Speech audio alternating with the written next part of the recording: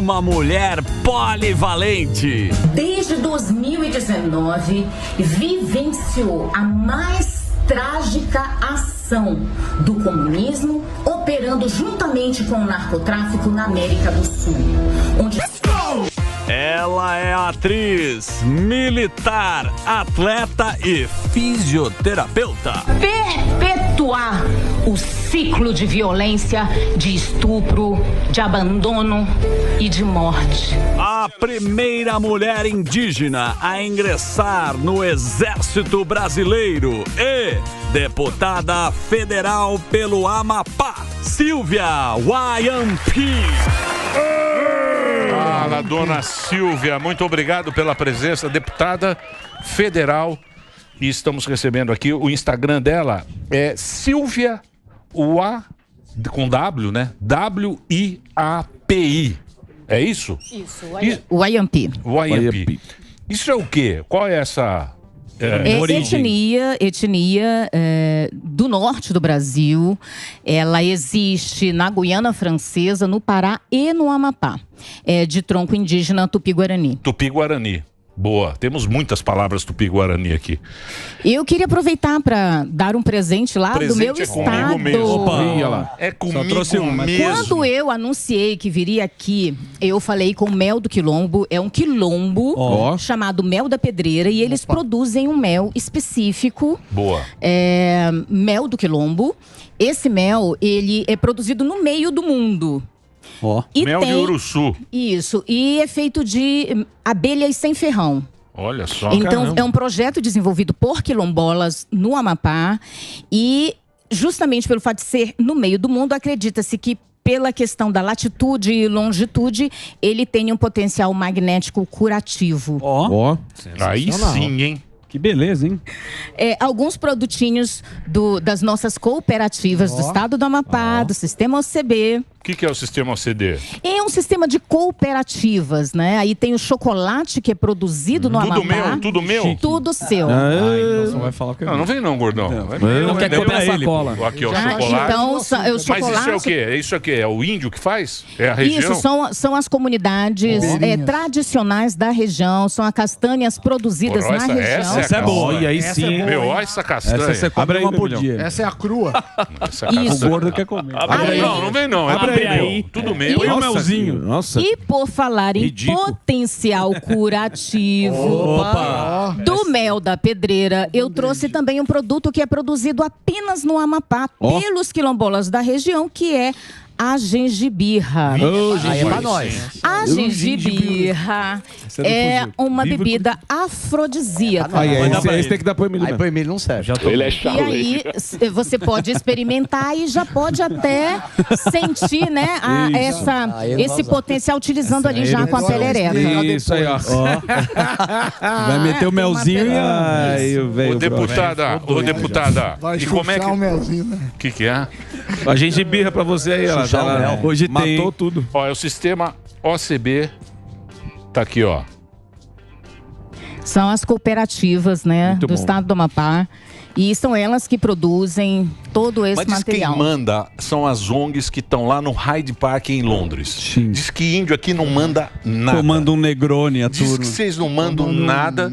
Quem manda aqui, São as ONGs. quem manda aqui são os europeus. E o que mudou na história do Brasil? Exato. Boa. Nada mudou. Nada mudou. Desde a colonização, eu digo assim, quando os desbravadores aqui chegaram, eles trouxeram consigo uma ciência chamada navegação, a bússola. Sim.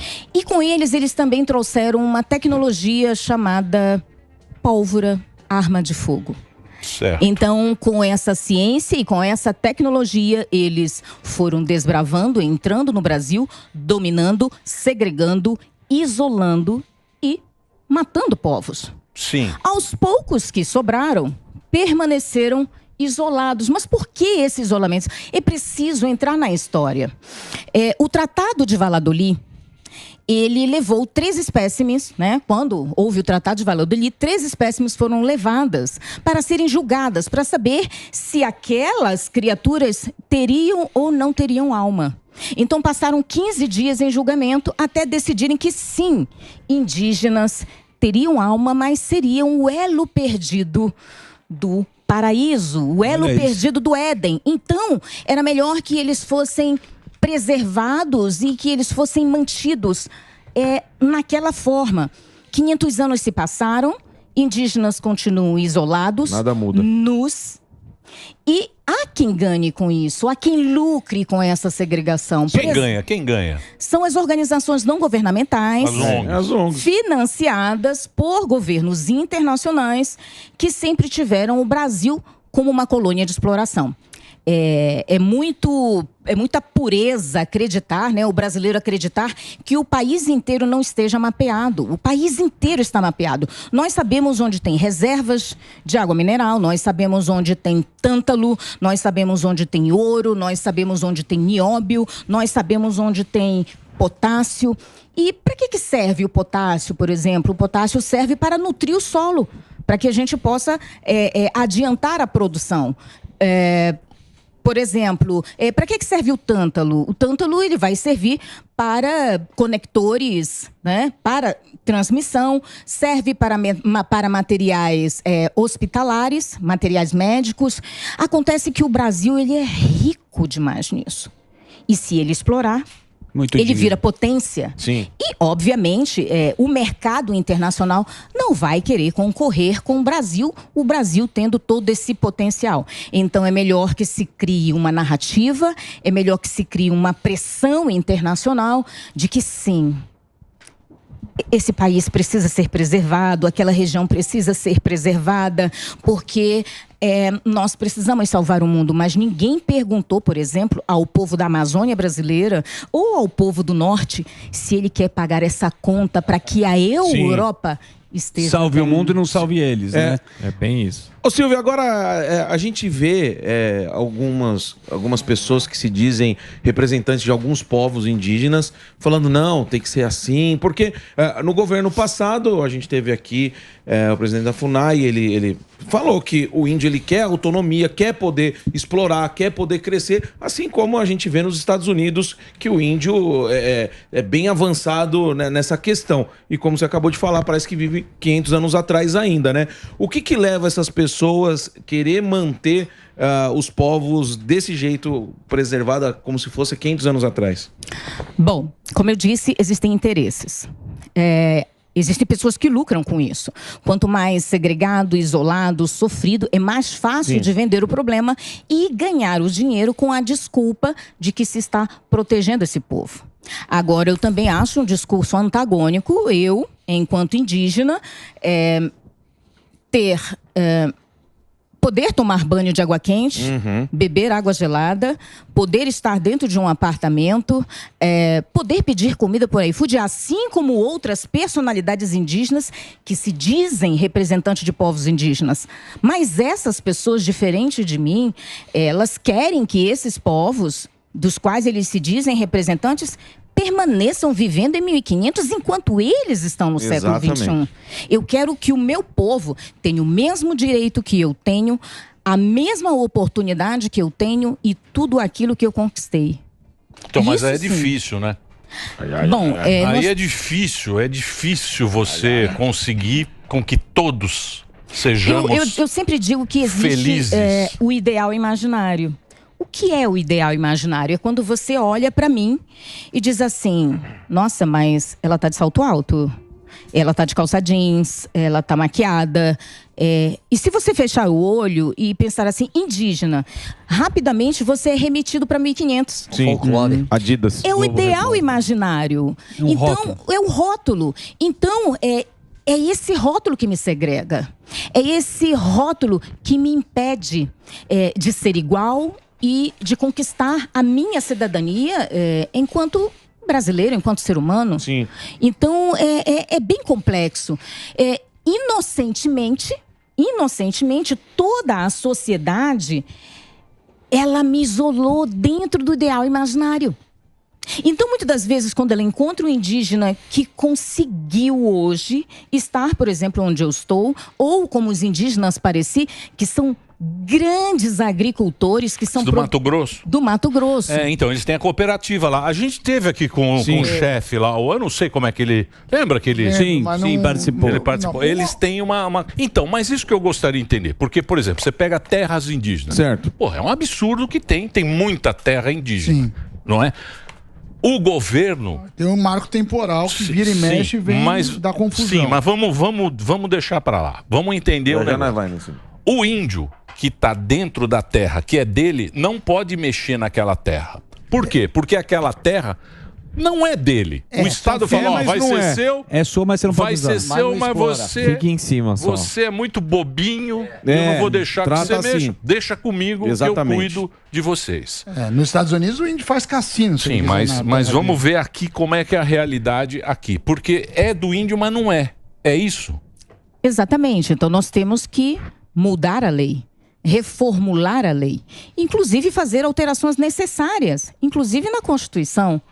Para quê? Para que o indígena tenha a oportunidade de explorar as suas próprias terras. Inclusive, havia já uma normativa da FUNAI, assinada no governo anterior, que facilitava o licenciamento para que o indígena pudesse produzir o licenciamento com o IBAMA.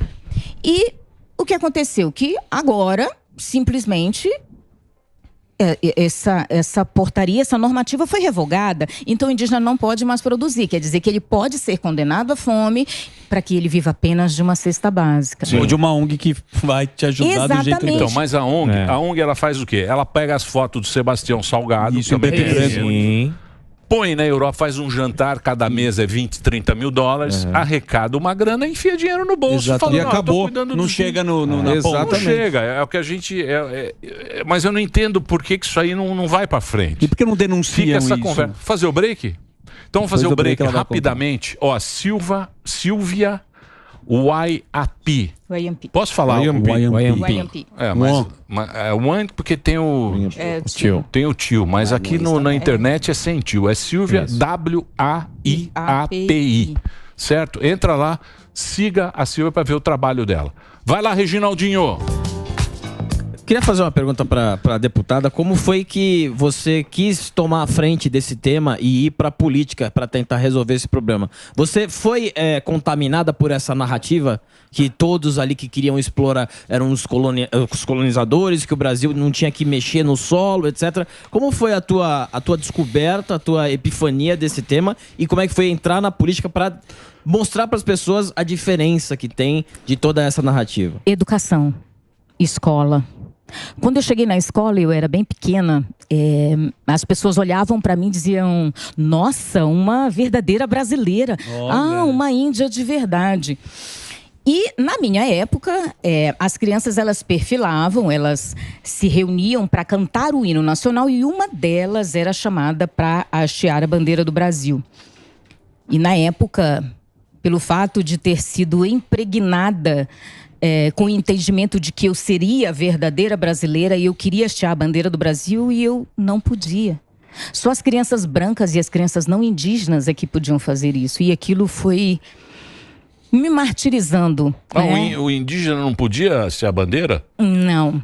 Mas por que isso aí, tá? Não. Essas regiões, muitos estados onde tem essa proximidade demais com o indígena, como eu disse, a sociedade ela está presa no ideal imaginário. Então eles vão olhar para mim e vão dizer que esse mundo não é para mim. Outro povo, outra pátria, né? Que eu estar pintada com urucum ou de eu estar pintada com genipapo faz com que eu esteja suja. Não. É o nosso modo de vida, é a nossa forma, inclusive, de proteger a nossa pele dos insetos. E esse sentimento que me foi colocado de eu ser a verdadeira brasileira e não poder fazer aquilo igual as outras crianças, cultuar aquele símbolo máximo do meu pertencimento, fez com que eu olhasse para aquela bandeira e jurasse para ela que custasse o que custasse, um dia eu hastearia a bandeira do Brasil e um dia o meu país sentiria orgulho de mim. Então, eu saí do meu estado aos 14 anos para ser menina de rua no Rio de Janeiro. Eu enfrentei a miséria, o abandono, virei atleta profissional e só virei atleta porque fui estuprada na rua e eu tentei correr do meu agressor. Em suma, após o sequestro e o assassinato do meu marido, eu passei 3 anos de grande desespero e fome com os meus filhos e estudando. Passei para a Marinha, passei para o Exército e dentro do Exército eu pude hastear a bandeira do Brasil nos Jogos, militar, né? Nos Jogos Mundiais Militares e foram 30 anos para realizar um sonho. Então eu sempre fui muito esforçada porque eu queria que o meu país sentisse orgulho de mim. E eu estudei tudo que me era possível, até ser convocada pelo ex-presidente, né, para fazer a sua transição de governo. E logo após eu assumi como secretária nacional de saúde. Bolsonaro? Sim.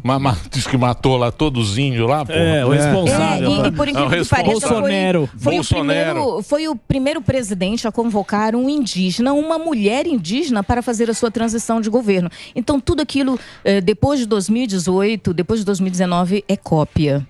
É cópia. Então, até porque outros governos tiveram a oportunidade e não o fizeram, porque na realidade nunca acreditaram no nosso potencial. E acabei sendo nomeada secretária nacional de saúde. E como secretária nacional de saúde, eu identificava alguns desvios e comecei a atuar em cima deles. E com essas atuações, eu acabei uma vez sendo feita refém e sofri 2 tentativas de assassinato. Caramba. Então, por conta disso, eu entendi que na política muitas coisas aconteciam de ruim porque o cidadão de bem deixava de colocar o seu nome à disposição da sociedade. Então, eu entendi que eu podia fazer a diferença e coloquei o meu nome à disposição da sociedade. Retornei para o meu estado, coloquei o meu nome à disposição e fui eleita. Que exemplo, é uma vocação, ó. Tô tirando um papelzinho. Obrigada. Deixa eu te falar uma coisa. O que você acha dos movimentos, por exemplo? Pô, legal, hein? Tua história é muito emocionante. Legal, parabéns. Legal, não, emocionante. E a educação salva, que foi o estopim aí então, de tudo, mas pra você ver que o que conta mesmo é a pessoa, ela ter a... Ela querer. Isso é meritocracia, isso é atrás do teu negócio, não ficar dependendo do Estado. Eu só queria acrescentar o seguinte, tem muitas pessoas que falam sobre vítimas da sociedade para justificar o crime. Eu sou vítima da sociedade todos os dias. Quando a sociedade me julga, quando a sociedade me condena ou quando a sociedade duvida de mim. Eu conheci a violência na rua, eu conheci o abandono. Na rua eu poderia ter sido uma delinquente, mas eu escolhi. Uhum. Eu escolhi, então eu não acredito em vítimas da sociedade. Não acredito, porque você tem a capacidade de escolher que você não quer fazer aquilo, que você não quer fazer parte daquilo. Mas é mais fácil transferir a responsabilidade da sua vida para os outros. E o governo finge te dar uma ferramenta que, na verdade, é conveniência para ele. O que você acha do movimento Sem Terra? E agora também estão investigando quem que está financiando o movimento, já que a gente falou também dessa parte de terras, que você entende tão bem. Olha, é muito claro que o que querem é criar o caos, né, no país. Criar o caos no país com uma bandeira do qual ele possa criar essas instabilidades e brigas, atritos entre grupos. Mas isso eu vou chamar de estratégia e método. Bom, você consegue criar essa instabilidade e você financia essa instabilidade. Quanto mais segregado, sem educação, sem conhecimento acadêmico esse povo estiver e estiver duelando entre si, é mais fácil dominá-lo. É ignorância, né?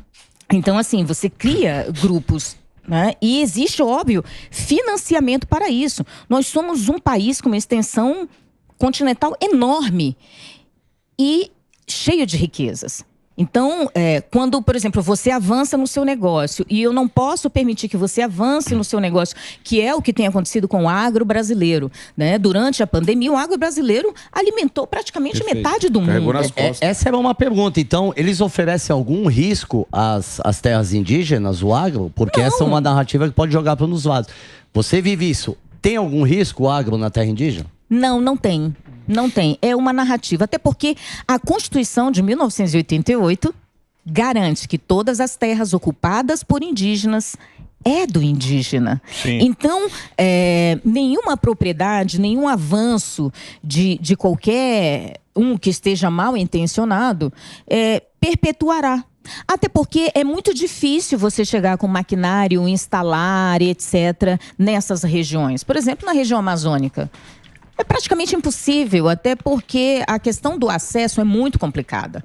Então, ninguém, até por uma campanha internacional, feitas inclusive por incautos brasileiros lá fora, dizem que você não pode consumir nada produzido em terra indígena. O Boquinha de Chibio, que é o nosso Boquinha. Da tribo Boquinha. Se você soltar ele ali, se você soltar na floresta, ele não dura meia hora. Em meia hora você não dura. O Leonardo DiCaprio sabe tudo. Você vai ver o largado Você sabe que tem uma história, o presidente Roosevelt, ele veio pra cá, né? O Roosevelt velho. Sim. Não o Roosevelt. Novo. Isso, o Teodoro, o velhão. Última geração. Aí ele veio lá, aí fala, pô, tem o Rio Madeira. Era o Rio Madeira, uns rios que não estavam no mapa ainda. Puta, o cara quase foi pro saco. Então, Putz, malária. Ali não é pra qualquer um. Pra amadora. E deixa eu perguntar pra você. E esse negócio é do Amapá, né? Tem um negócio lá da Petrobras, lá de furar e tal. Porque na Guiana os caras vão furar. Você tá ligada, né? A Guiana foi o lugar que mais assim, porque lá tem petróleo e os caras sacaram que petróleo vai ser um negócio, né? Você gosta aqueles ventiladores lá, é eólico. Aquilo lá não funciona, hein? Como não? Funciona. Aquilo, bicho, cada bagaça daquela, caro pra... você não sabe o que gasta pra fazer aquilo. Gasta mais do que o petróleo. E a manutenção também. Não, quebrou não tem. Quebrou já era. Mas é uma alternativa. Fica lá. Então, o que você acha disso? Você acha que vão acabar... Porque agora o Lula já disse que não, tem que furar mesmo, vamos furar. Olha, a não autorização para a pesquisa ou exploração do petróleo naquela região é um atentado contra a soberania nacional. As pessoas que dizem não, ou as instituições que dizem não à exploração do petróleo, elas atuam contra o Brasil e contra a dignidade do povo brasileiro. Como assim? Basta um pouquinho de entendimento ou puxar um pouco de geopolítica que nós vamos ver que o Amapá ele faz fronteira com a Guiana Francesa. Quem tenta interferir todas as vezes nas decisões do Brasil em relação à exploração do seu território? Macron. Obviamente, o parlamento da França, nós estivemos conversando com Nicolas Dupont, que é um deputado da França, e ele, conversando com a gente, falou que a França estava já discutindo no seu parlamento a proibição que o Brasil não iria explorar o petróleo na região e que eles estudavam a proibição da exploração do petróleo na Guiana Francesa, porque eles teriam medo que a Guiana decretasse a sua independência. Portanto, se decretasse a sua independência, eles perderiam a sua base de lançamento de mísseis, que fica em Kourou, na Guiana Francesa, onde muitos países na Europa pagam para que eles possam fazer o lançamento dos seus mísseis naquela região. Latitude e longitude é o melhor local para lançamento de mísseis. E é fronteira com o Amapá. Obviamente, por conta de várias características naquela região mineral. Sim.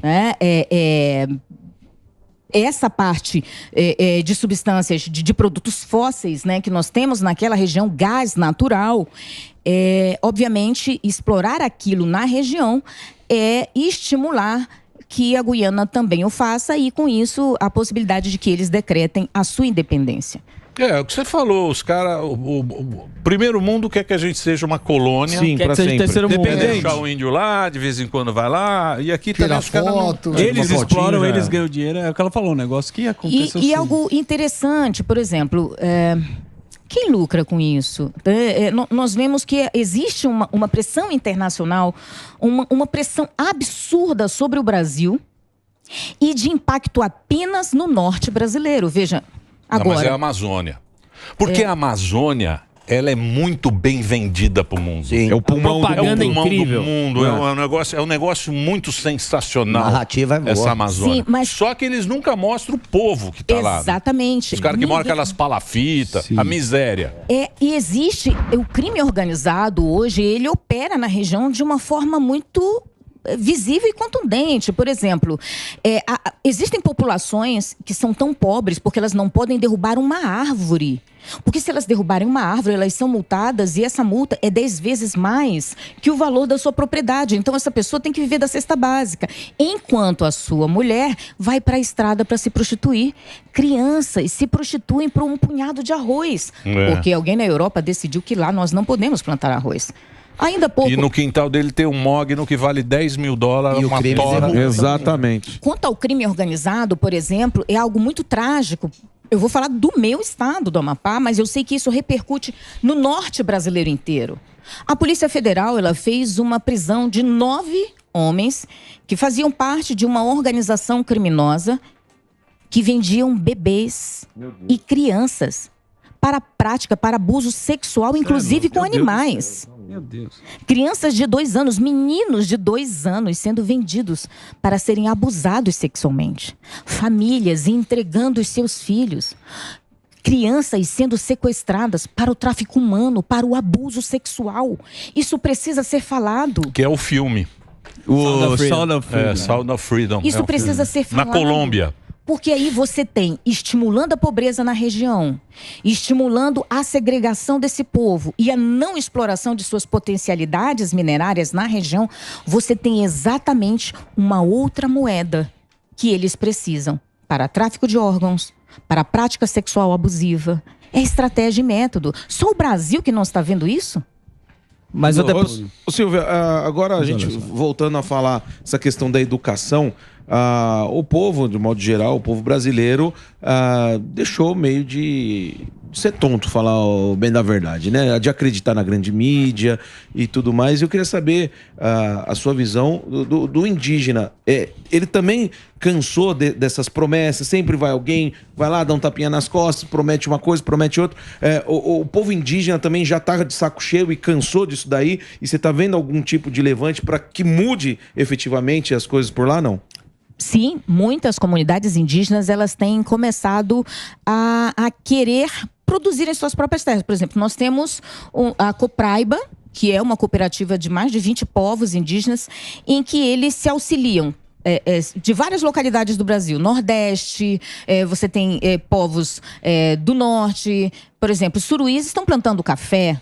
Uhum. Nós temos vários indígenas que estão produzindo no país e que querem liberdade. Eles querem liberdade econômica. Ninguém mais quer viver preso em 1500, vendo toda uma sociedade avançar, estar no século XXI e nós presos no passado.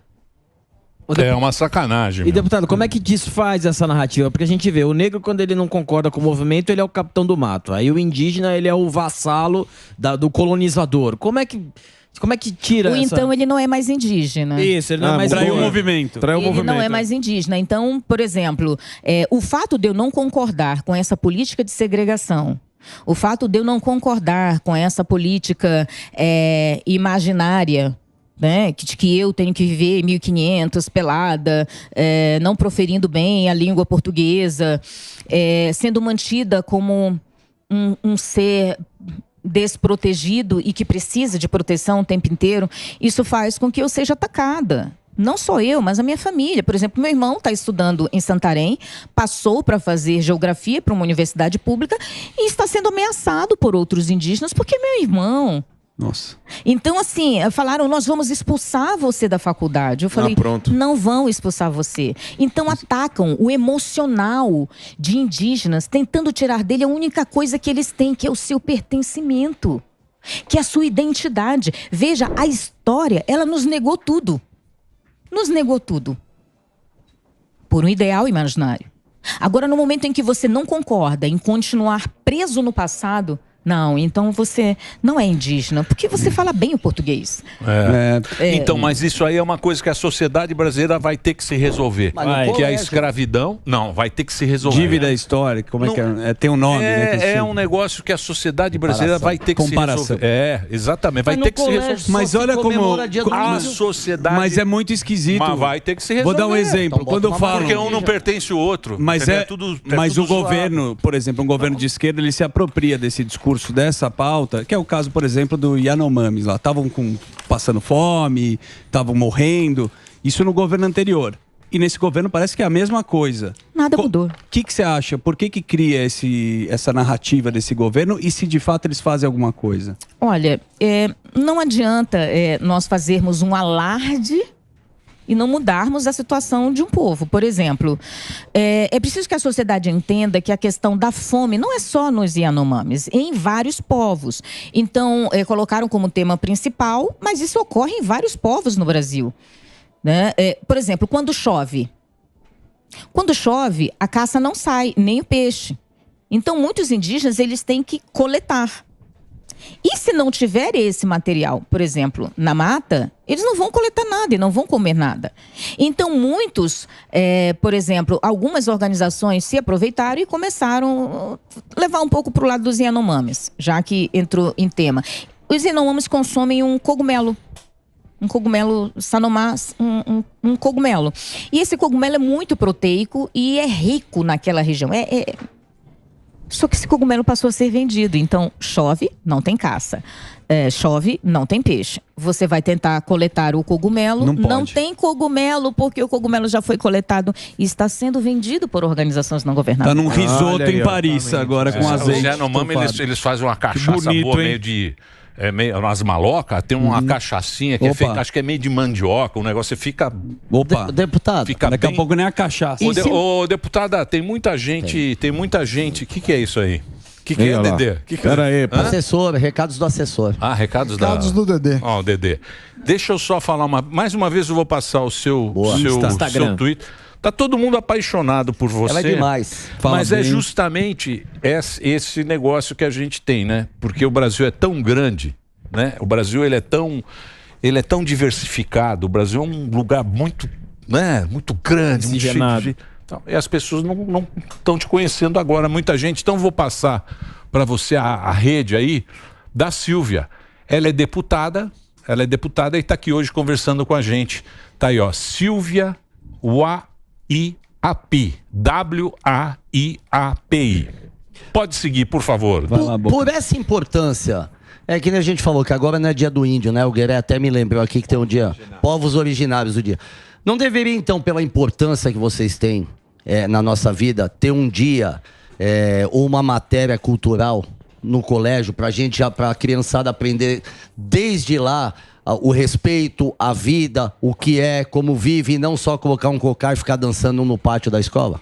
Exato. Já existe uma lei, que é a Lei 11.645, que ela obriga o ensino da história e da cultura indígena nas escolas, né? Mas há pouco tempo eu já ouvi dizer que não podia mais nem se comemorar o Dia dos Povos Indígenas, que achavam que essa coisa de colocar o indígena com um cocar ou ensinar as crianças sobre a cultura dos antepassados seria... uma apropriação cultural e uma prática de preconceito. Então, assim, as pessoas problematizam, elas criam problemas, elas criam narrativas que fazem com que os povos indígenas tenham mais dificuldade ainda de alcançar essa autonomia necessária. Então, eu gostaria muito que todos os povos indígenas no Brasil tivessem tido a mesma oportunidade que eu tive para estudar, mas que não tivessem tido o mesmo sofrimento. Mas você saiu de lá e foi atrás, né? Você foi correr atrás. Mas eu digo que eu fui desafiada, né? Então, mas agora você está devolvendo isso, mostrando aqui para todo mundo, mostrando e trazendo um pouco dessa sua história. Eu acho engraçado, por exemplo, ele comentou sobre o marco temporal, exato, né? Que vira e mexe. Que vira e mexe, cai na voga. E a sociedade, muitas vezes, ela é pega de surpresa e muitas das vezes incauta, ela acaba comprando uma narrativa sem entender o que acontece. Então, explicar para a sociedade brasileira o que é o marco temporal. É a Constituição. A Constituição foi considerada um marco na história, onde ela, por meio do artigo 1231, reconheceu a nós, povos indígenas, e dedicou a nós um capítulo inteiro, falando sobre o respeito à nossa cultura, sobre o respeito à nossa identidade, sobre respeito ao nosso pertencimento. Como é que agora E eu vou dizer que a Constituição, que é o marco temporal, é inconstitucional. Não, mas foi um ministro. O ministro foi e falou: olha, eu olhei isso aqui. Não acordou bem no dia. Olha, eu olhei isso aqui, eu estou pensando um pouco, eu quero mudar isso aqui, alguma coisa. Então, vamos deixar sob júdice. Aí fica todo mundo louco. Engavetado. O índio fica louco, o cara que tem a fazenda ali, aí fica todo mundo louco. Porque uma pessoa, um ministro. Acordou. Um ministro de Brasília foi lá e falou: olha, eu não concordo muito com isso. E essa expressão do marco temporal, ela veio a partir do momento em que a justiça teve que julgar a desintrusão de arrozeiros em Roraima. E o que ia definir que aquela terra era ou não era indígena? Né? Existiam muitas pessoas que não eram indígenas vivendo dentro daquele território. Então eles disseram: o que vai nos fazer decidir sobre isso? A Constituição. Então a Constituição é o marco temporal que decide e é a nossa segurança jurídica, né, de que aquela terra é indígena e ninguém vai poder usurpá-la. E de que aquela terra é do produtor, é do agricultor, é do cidadão e ninguém vai poder usurpá-la. Então protege tanto indígenas quanto não indígenas.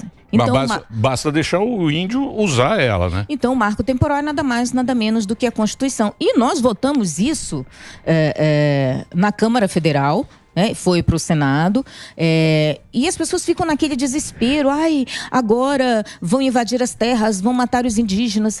São narrativas para criar o caos numa sociedade. É isso aí. Olha, eu queria agradecer muito, viu, muito bom, Silvia? Muito bom. A audiência aqui ficou apaixonada pela sua história e tal. Mais uma vez vou passar a rede aí para você conhecer o trabalho da deputada. Tá aí, ó, deputada Silvia YAP. Nas redes sociais ela é Silvia YAP, sem o Leonardo. O Leonardo, o tio. O tio no an. O antes do P. O antes do P não existe, né? O antes do P é só...